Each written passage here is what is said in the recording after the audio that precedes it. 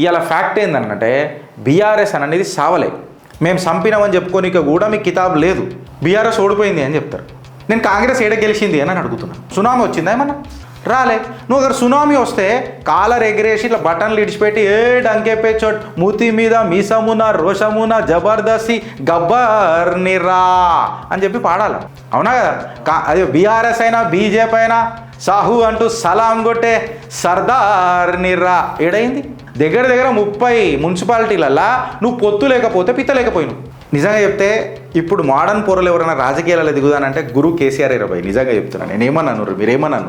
కాకపోతే నిన్ను వాడేసుకుంటున్నారు అని చెప్పి నువ్వు లాస్ట్కి బ్రహ్మానందం నిన్ను వాడేసుకున్నారు నీ కళ్ళ కింద క్యారీ బ్యాగ్లు అయినాయి అని అంటారు చూడు. మనం లాస్ట్కి వచ్చి కెమెరా ముంగట నిలబడి నాగార్జున గారు అని చెప్పి అంటాం చూడు. ఆ స్టైల్కి దిగినాం మనం బీజేపీలో.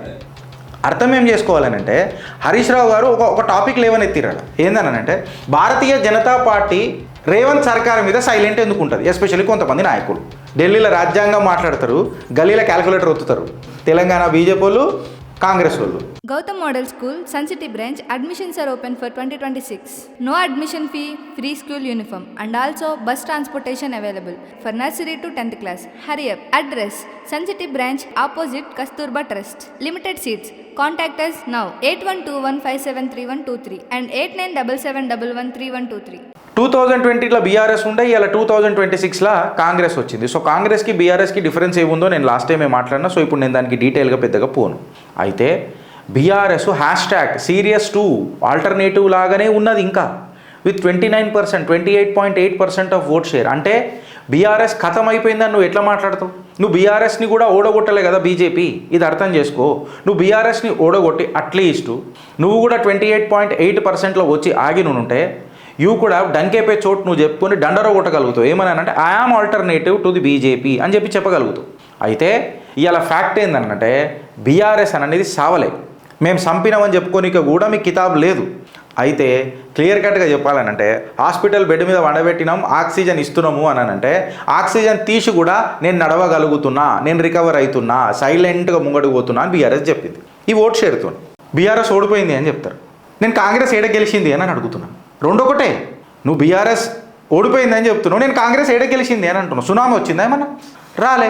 నువ్వు అక్కడ సునామీ వస్తే కాలర్ ఎగిరేసి ఇట్లా బటన్లు ఇడిచిపెట్టి డంకేపే చోట్ మూతి మీద మీసమున రోషమున జబర్దస్తి గబ్బర్ నిరా అని చెప్పి పాడాలి. వెనకటి మెగాస్టార్ పాటిది.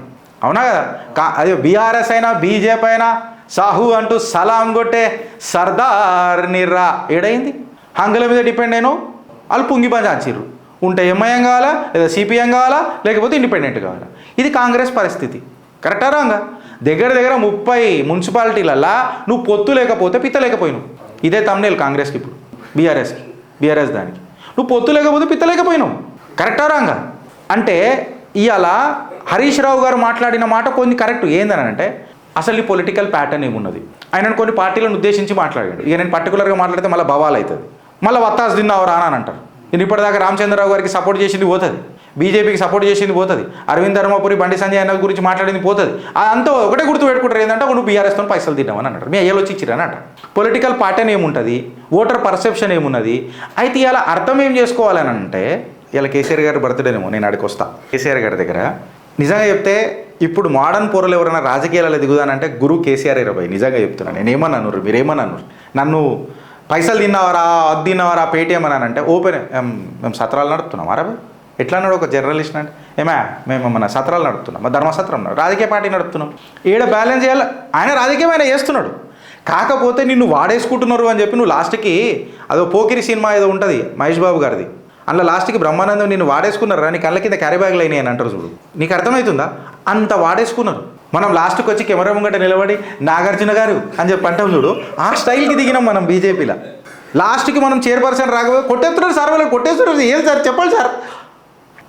అర్థం ఏం చేసుకోవాలనంటే హరీష్ రావు గారు ఒక టాపిక్ లేవనెత్తిరాడు. ఏందనంటే భారతీయ జనతా పార్టీ రేవంత్ సర్కార్ మీద సైలెంట్ ఎందుకు ఉంటుంది. ఎస్పెషల్లీ కొంతమంది నాయకులు. ఆ నలుగురు సైలెంట్ ఉంటారు, ఈ నలుగురు కొట్లాడుతూనే ఉంటారు. ఆ నలుగురు పేపర్లలో వస్తుంటారు, ఈ నలుగురు సోషల్ మీడియాలో ఉంటారు. మనం ఏమనుకుంటాము, సోషల్ మీడియా చూడడం వాళ్ళము భారతీయ జనతా పార్టీ లేదని అనుకుంటాం. ఈ నలుగురు లొల్లి పంచాయతీ చేస్తూనే ఉన్నారు సర్కారు మీద. అయితే హరీష్ రావు ఈ టాపిక్ తీసుకొని ఏమని మాట్లాడుతున్నారంటే కాంగ్రెస్ బీజేపీ ఒకటని అంటున్నాడు. ఆయన కొన్ని ముంగడికి తీసుకొచ్చిండు. ఏంటంటే అమంగల్, మెదక్, నర్సాపూర్, మెట్పల్లి ఇక్కడ కాంగ్రెస్ బీజేపీ ఒకటి కాలే అని చెప్పి మాట్లాడిండు. కరెక్టా రాంగా? ఇప్పుడు జనరల్గా విప్ జారీ చేయాలి కదా, మళ్ళీ రెస్పెక్ట్ జిల్లా అధ్యక్షులు. అన్నీ ఎంపీలకు తెలియకపోవచ్చు, అన్ని ఎమ్మెల్యేలకు తెలియకపోవచ్చు, రాష్ట్ర అధ్యక్షుడికి కూడా తెలియకపోవచ్చు, బట్ జిల్లా అధ్యక్షులు పీకనికి ఉన్నారా? విప్ జారీ చేయాలి కదా. కరెక్టా రాంగా? మాట్లాడతారు మళ్ళీ అపోజిషన్ పార్టీ వాళ్ళు లీడికని గుంజుకుంటారు. అంటే మళ్ళీ వీళ్ళు బీజేపీలు ఎవరితో మాట్లాడారా? మాట్లాడలేదు. మళ్ళీ బీఆర్ఎస్ కరీంనగర్లో ఎందుకు వేయలేదు, ఓటు వేయలేదు, లోపలికి రాలేదు, ఎక్స్ ఆఫీషియో యూజ్ చేయలేదు అంటే ఇది ఇంచుమించుగా ఇచ్చినట్టే కదా. ఈ కొల్యూజన్ ఏడికి దారి తీస్తుంది, ఈ సైలెన్స్ ఏం దారి తీస్తుందని హరీష్ రావు గారు మాట్లాడితే బీజేపీలో ఏమైనా సమాధానం ఉందా? లేకపోయి ఆయన ఇంకా గట్టిగా మాట్లాడిండు. నమస్తే తెలంగాణలో రాసుకుంటా.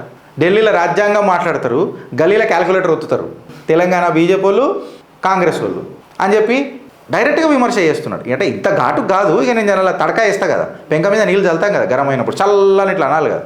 బీఆర్ఎస్ మంచి చెంక్ ఆఫ్ ఓటు బ్యాంక్ పెట్టుకున్నది, అపోజిషన్లో కూర్చొని అపోజిషన్లో ఉన్నది. బీజేపీ గెలుస్తున్నది, కాకపోతే ఇండిపెండెంట్లో కూడా లీక్ అవుతున్నది. February 16th అనేది చైర్ మ్యాథమెటిక్స్ చెప్పింది. ఎక్స్పోజ్ చేస్తేనే ఇంత మాట్లాడుతున్నాను. అందుకనే మేము మిమ్మల్ని రిక్వెస్ట్ చేస్తున్నాం. ఎందుకు అని అంటే, నేను గిరీష్ దారాముని, మా ఛానల్ చిత్రగుప్త్, మన ఛానల్ చిత్రగుప్త్. మేము స్లోగన్లు చేయము ఇక్కడ, మేము నంబర్లు చెప్తాం. అందుకనే మేము ఏమంటున్నాం అని అంటే, మా నంబర్లు, మా స్టేట్మెంట్లు, మా ఆధారాలు కరెక్ట్ అయితే మీరు సబ్స్క్రైబ్ చేసుకోర్రి.